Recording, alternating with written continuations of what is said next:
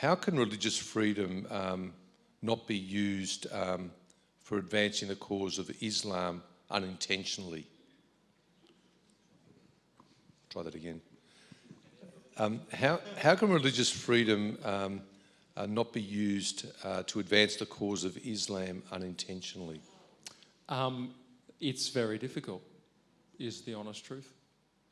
It's very difficult. The amendments to the Marriage Act were actually the answer to this, the amendments that never got up.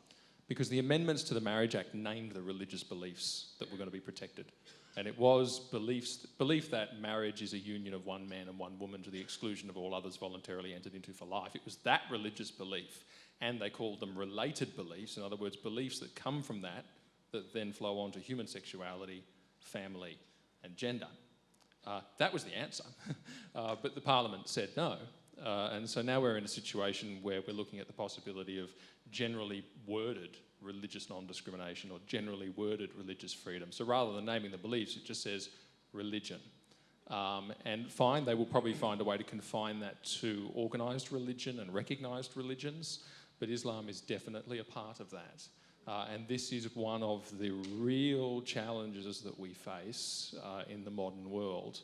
I'm not someone who says that that doesn't matter, because I do believe that Islam is one of the spirits of Antichrist in the world, denying that Jesus is the Son of God.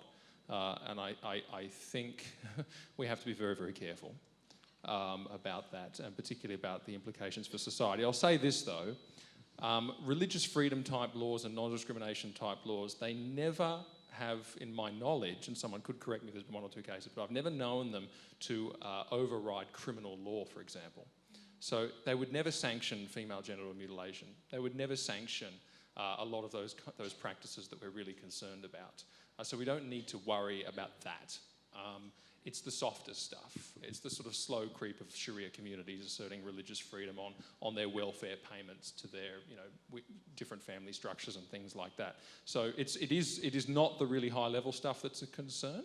But I do think that whatever legal frameworks we have, this is the thing, you can have religious freedom, but that doesn't mean that the legal frameworks you have in your society otherwise don't enshrine at some absolute standards, and the government needs to enforce those. So you can have both, but I worry the government isn't going to enforce those other absolute standards that we have in law. For example, that you can't live in a polygamous relationship.